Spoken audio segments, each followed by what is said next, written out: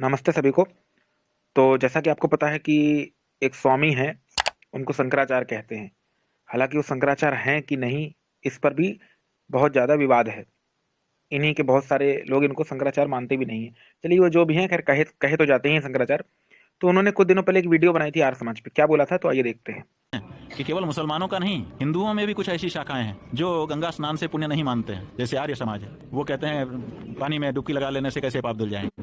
देखा आपने, इन्होंने बोला आर्य समाज जैसे जो लोग हैं उनको भी नहीं आना चाहिए गंगा स्नान आदि में, क्योंकि वो भी नहीं मानते कि नहाने से पाप धुलता है। अच्छा, ये तो आर्य समाज को इन्होंने टारगेट किया कि उनको नहीं आना चाहिए, ठीक है। अब जरा इनका एक और वीडियो देखते हैं, जरा ये देखिए। उनका जो आयोजन किया जा रहा है इसको राजनीतिक रूप दे रहे हैं। चंद्रशेखर आजाद जो है वो कह रहे हैं कि यहाँ पर वही आएंगे जिन्होंने पाप किए हों। नहीं, वो क्या इसमें राजनीति क्या है? किसी के ऊपर भी कुछ भी आरोप लगा दोगे आप। चंद्रशेखर जो है वो कितनी बढ़िया बात कह रहे हैं। वो कह रहे हैं कि वहाँ जो लोग गए हैं वो सब पाप धोने गए हैं। क्या गलत कह रहे हैं? एकदम सही है। यहाँ पर आने से पाप धुलता है और इसी के लिए लोग आते हैं। खराबी क्या है इसमें? नहीं, क्या गलत बात कही? नहीं आएंगे मतलब वो नहीं आएंगे, वो समझते नहीं होंगे कि हम पापी हैं। वो पाप मुक्त हैं तो हम उनका अभिनंदन करते हैं।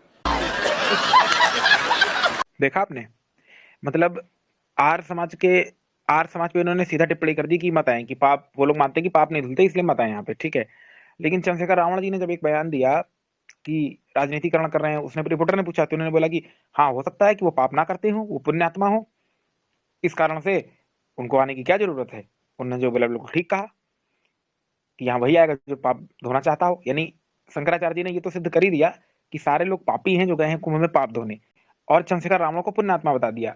ये अनेक विवादित बयान देते आए हैं। राम मंदिर में विवादित बयान दिया कि उसमें तो प्रेत घुस गया, राक्षस घुस गया मूर्ति में, आदि आदि अनेक ये ऐसे ही विवादित बयान देते रहते हैं। यहाँ पर इस पर्टिकुलर पार्टी का समर्थन कर रहे हैं, लेकिन आर्य समाज से दिक्कत है। आर्य समाज ज्यादा बुरा है। ये पर्टिकुलर पार्टी भीम आर्मी वाले ये सही है, क्योंकि आए दिन निंदा करते रहते हैं देवी देवताओं सबकी, ठीक। इसको टारगेट बनाकर एक इन्हीं का इन्हीं की विचारधारा से प्रभावित चेला है। क्योंकि अब देखिए, तो उसमें वो थोड़ा मानसिक रूप से विक्षिप्त है। इसमें गलती उसकी नहीं है, क्योंकि जब गुरु ही ऐसा होगा तो कहीं कुछ बोले कहीं कुछ बोले, तो फिर चेले का क्या होगा, ठीक है। तो अब देखिए चेला क्या कहता है, जरा इसको समझते हैं।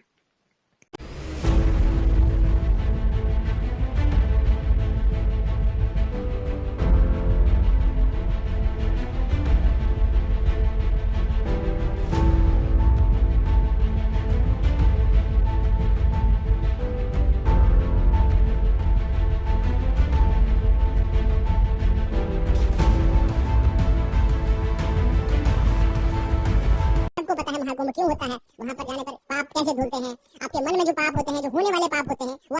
देखिए, इसने कहा कि सबको पता है महाकुंभ क्या होता है, वहां पे जाने पे पाप कैसे धुलते हैं, मन के पाप कैसे होते हैं, फिर वो धुलते कैसे हैं। यानी इसने पूरा टेंडर दे रखा है पाप धुलवाने का। जैसे लॉटरी में कपड़े धुलवाने का टेंडर होता है ना, कि वहां कपड़ा देते हैं वो धुल देते हैं, वैसे ही इसने पूरा ठेका ले रखा है पाप माफ कराने का। वहां जाने से ऐसे बता रहा है जैसे इसने बकायदा देखा हुआ है पाप माफ कर कहते हुए, कि मन से भी दूर हो जाता है, तन से भी दूर हो जाता है। मतलब जैसे कि ये सारे पाप धुलकर बैठा ही है वहां पे, ठीक। हाँ, तो देखिए, इसने पूरा टेंडर दे रखा है पाप माफ कराने का। अभी ये एक आरोप भी लगाएगा स्वामी जी पे, ठीक है। तो उसका निवारण हम वीडियो के अंत में करेंगे। पहले जरा इसके पाप के महात्म पर थोड़ा दृष्टि डालते हैं, ठीक है। पहले तो जरा थोड़ा पुराणों की ओर चलते हैं, कि देखते हैं कि ये किस किस तरीके के पाप माफ होते हैं पुराणों में। यह है स्कंद पुराण। स्कंद पुराण में क्या लिखा है कि गंगा में नहाने से महापातक महापातक भी नष्ट हो जाता है। यानी महापातक भी जिसने कर दिया हो वो भी नष्ट हो जाता है और सारे पाप क्षमा हो जाते हैं। अब महापातक क्या होता है, तो हिंदू समाज में पुराणों में खास तौर पे 5 महापातक माने गए। क्या है? ब्रह्म हत्या, शराब पीना, सोना चुराना, गुरु की पत्नी से व्यभिचार करना, आदि आदि 5 महापातक माने गए, ठीक है। अब गंगा नहाने से क्या हो रहा है, पांचों महापातक से अब छूट जा रहे हैं। यानी गुरु की पत्नी से व्यभिचार करो, ठीक है, शराब पियो, ब्रह्म हत्या करो, कुछ भी करो, जाओ गंगा नहाओ और छूट जाओ। दूसरा, ये तो बिल्कुल वैसी ही बात है कि जैसे ईसाई मत वाले कहते हैं कि चर्च में जाइए, कन्फेशन कर लीजिए, सारे पाप माफ हो जाएंगे। आपने आए दिन देखा होगा चलचित्रों में कि कैसे वहां पर पाप माफ होने की गारंटी दी जाती है। यही इस्लाम वाले कहते हैं कि तौबा कर लो, पाप माफ हो जाएगा। तो ये पुराणों की आड़ में ईसाइयत परोस रहा है हम लोगों को। ये वीडियो बना के पुराणों की आड़ में ईसाइयत परोस रहा है हम लोगों को। और यही क्या परोस रहा है, ये पुराण परोस रहे हैं। इसीलिए ऋषि दयानंद ने क्या लिखा कि पुराण जो है ऋषियों की रचना नहीं है। क्योंकि आप महर्षि वेद व्यास का महाभारत पढ़िए। महाभारत में एक श्लोक आता है कि जैसे गौओं के झुंड में जो बछड़ा होता है, गौ माता का जो बच्चा होता है वो अपनी माँ को ढूंढ लेता है, वैसे किया हुआ कर्म कर्ता को ढूंढ लेता है। यानी कर्म करोगे तो उसका फल मिलेगा ही मिलेगा। एक तरफ तो वो महाभारत में ये लिख रहे हैं, एक तरफ ये पुराण में लिख रहे हैं, पुराण बनाने वाला, कि ब्रह्म हत्या से भी मुक्त हो जाओ, गुरु की पत्नी से व्यभिचार करो तो भी सारे पाप क्षमा हो जाएंगे गंगा नहाने से। तो ठीक है, अपने ही मठों के गुरुओं के साथ जाओ, की पत्नियों के ऊपर बुरी दृष्टि डालो और जाओ गंगा नहा लो, पाप माफ हो जाएंगे। कितनी सस्ती मुक्ति है। दूसरा, यहाँ पे एक कहानी आती है कि गंगा आदि नदियां पाताल फाड़कर प्रकट हुई, पाताल से निकल आई, फिर वो मानव रूप धारण कर ली। तो ये सब तो वैसी ही बात है कि जैसे बाइबल आदि में आया है कि लाठी सांप बन गई, ठीक है, मूसा ने डंडा मारा, बीच से समुद्र चिर गया। ये सब क्या गपोड़े हैं? मतलब ये सनातन धर्म की आड़ में ईसाईयत पढ़ाया जा रहा है क्या? ये इसीलिए पुराणों को धूर्तों की रचना बोला है, ये हम नहीं बोल रहे, ये देवी भागवत बोल रहा है। इसीलिए ऋषिदैन ने लिखा था कि पुराण धूर्तों की रचना है, उसका आधार यही है। इसको ये सनातन धर्म का हिस्सा बता रहा है। पता नहीं क्या पढ़ा है ये सनातन धर्म। अभी हम बताते हैं तीर्थ होता क्या है, इसको पता ही नहीं तीर्थ क्या होता है, ठीक है। अब थोड़े पुराणों के कपड़े और देख लेते हैं, ठीक है। देखिए, एक और कपड़ा देखिए, यहाँ पर स्कंद पुराण में ही, स्कंद पुराण ही ले रहे हैं, संक्षिप्त स्कंद पुराण है, आप जाइए वहां से देख लीजिए आर्काइव से, वहां पर जाइए, देखिए इसमें क्या लिखा है कि दोनों का महात्म लिखा है, नर्मदा और गंगा का। गंगा में नहाने से तो पाप ही धुलते हैं, लेकिन नर्मदा नदी इतना पवित्र महात्म है उसका कि उसको मात्र स्मरण मात्र से, यानी नर्मदा नर्मदा आप रट लें 2-3 बार, इतना कहने मात्र से 7 जन्म के पाप माफ हो जाते हैं। मतलब कितनी सस्ती मुक्ति पुराणों ने दी। अब ये माफ कराएगा, ये इन पापों को, सोचिए अब ये इन पापों को माफ कराएगा। लेकिन अब चलिए इसका क्लेम लेते हैं, जो ये क्लेम कर रहा है अंत में क्या बोलता है, तो जरा इसको समझते हैं। आइए, क्या ये स्वामी सच्चिदानंद पे क्या आरोप लगा रहा है उसको देखते हैं। गाय पर हथियार का, गाय की मृत्यु हो गई, गाय की मृत्यु हुई तो उसको बड़ा पश्चाताप हुआ कि मेरे से पाप हो गया। लेकिन आप जैसे धर्मगुरुओं ने उनको पाप से मुक्ति का फॉर्मूला दिया हुआ था, कैसा ही पाप हो जाए गंगा में जाके स्नान करके आ जाओ। तो वो जब गंगा स्नान के लिए निकला तो उसकी पत्नी बोली कि श्रीमान जी आप गंगा स्नान करने तो जा ही रहे, एक सांड और है जो हमारी फसल को नुकसान कर रहा है, चलते चलते उसको भी मार जाओ और दोनों को मार के गंगा स्नान कराओ, पाप तो आपको लग रहा ही नहीं है। दयानंद सरस्वती जी का अनुवाद यहाँ पर है। इस अनुवाद में आप देखिए कि इस मंत्र में वाचक लोप्त अलंकार है। देखिए, इसी को कहते हैं गवर्गंड। यहाँ पर वाचक लोप्त पड़ रहा है इसको, जबकि वाचक लुप्त उपमा अलंकार है। यहाँ पर छोटे यू की मात्रा है।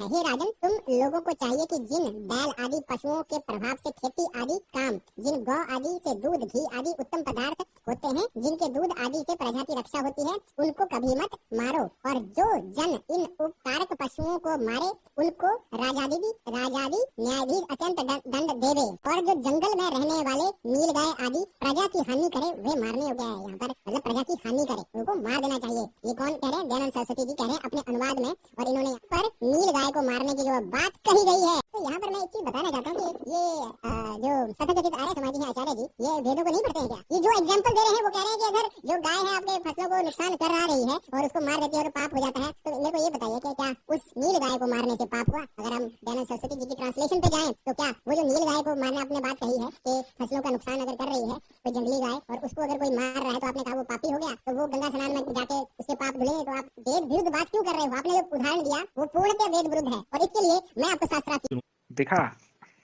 देखा आपने, यही होता है लापरवाही का नतीजा। जब ऐसे ही सबको टेक्नोलॉजी मिल जाएगी, कोई भी बैठ जाएगा लैपटॉप खोल के वीडियो बनाने लगेगा, तो यही गवर्गंडपना होगा। अब देखिए क्या गवर्गंडपना किया है इसने, आइए हम थोड़ा इस पर विचार करते हैं। इसको दोनों उदाहरण समझ में नहीं आए। वहां पर बात थी, एक शब्द वहां लिखा है साफ साफ कि राजा को आदेश है। किसी राज्य में रह रहे हो तो वहां की न्याय व्यवस्था के अनुसार है। जैसे भारत में न्याय व्यवस्था है कि जो वाइल्ड लाइफ प्रोटेक्शन एक्ट है उसके तहत जानवरों की रक्षा भी करनी है, लेकिन यदि कोई बनैले पशु आदि हो तो उनको मारने का विधान भी भारत सरकार देती है। यही बात रामायण काल में भी थी, इस पर मैंने वीडियो भी बनाई, आप देख सकते हैं, जाके लिंक दे देंगे डिस्क्रिप्शन में। अब यहाँ पर वही बात है कि राजा को दंड देने का वो विधान है। ये नहीं कि अब आपके खेत में कोई गाय या बैल घुस गया तो आप उसको भगा देंगे तो वो भाग जाएगा, ठीक है। ज्यादातर केस में यही होता है, सड़क पे कुत्ते भौंकते हैं तो आदमी भगाता है डंडे से, भाग जाता है कि सबको मार देता है गोली से।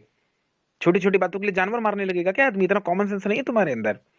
मतलब तुम्हारे घर के आसपास कोई गाय आदि या बनैला पशु कोई खेत में घुस जाए तो तुम्हारे जैसा आदमी तो गोली ही मार देगा, फिर जाके गंगा नहा लेगा, कहेगा लो हो गया पाप माफ। ठीक है, इस चीज का विरोध किया स्वामी जी ने कि ये जो लाइसेंस दियो पाप माफ करने का, इसकी बात है। और क्या पाप माफ, ये तो छोड़ो, गुरु पत्नी गमन क्या है जो तुम्हारे पुराणों में लिखा है, इसको मानोगे? हाथ जोड़ने मात्र से 7 जन्म के पाप माफ हो गए यमुना नदी के, मानोगे इस बात को? बोलो। ब्रह्म हत्या तक माफ हो जाती है। ब्रह्म हत्या क्या होती है बताना तो पड़ेगा नहीं तुमको। ऐसे ऐसे महात्म जहां लिखे हो तो तुम पाप माफ करा दे रहे हो वहां। थोड़ा यार बुद्धि उद्धि चला लिया करो कि बस मिल गया है स्क्रीन तो बनाओ वीडियो बैठ के, मूर्ख बनाओ लोगों को। ठीक है। तो फिर कह रहा है मैं शास्त्रार्थ करूंगा। अरे भाई शास्त्रार्थ करने के लिए शास्त्र का ज्ञान तो होना चाहिए। तुमको बड़े और छोटे की मात्रा में अंतर नहीं पता, तुम क्या शास्त्रार्थ करोगे? ठीक है, पहले पढ़ाई लिखाई करो कहीं जाके, चले शास्त्रार्थ कर ले। गजब बेइज्जती है। ठीक है। अब चलिए, अब हम चलते हैं अपने विषय पे, बहुत हो गया इसका गवर्गंड बना। अब आते हैं हम शास्त्रीय बात करते हैं। ठीक है, और अपने पब्लिक को शास्त्र बताते हैं। देखिए यही बात सत्याग्रह प्रकाश में भी आता है।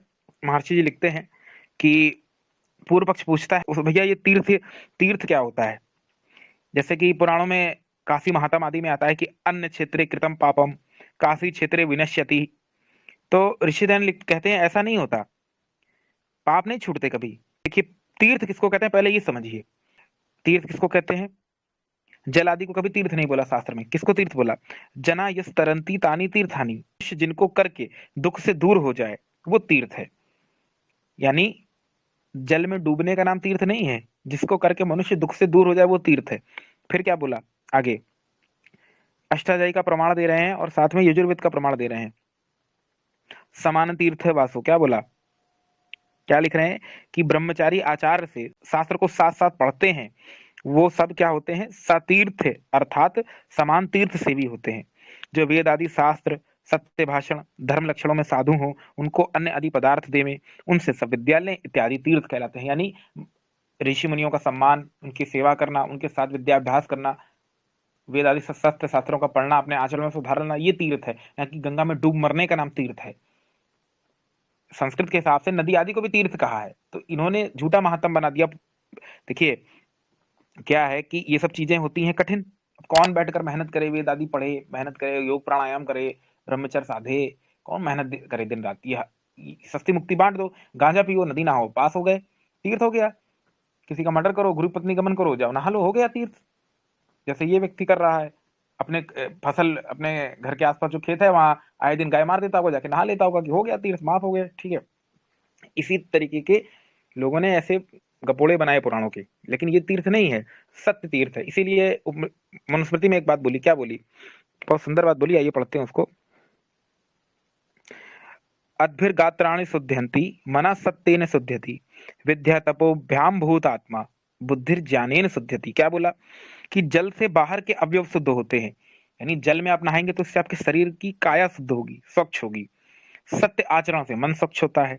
विद्या और तप से सब प्रकार के कष्ट सहकर भी धर्म का पालन करना से जीवात्मा शुद्ध होती है।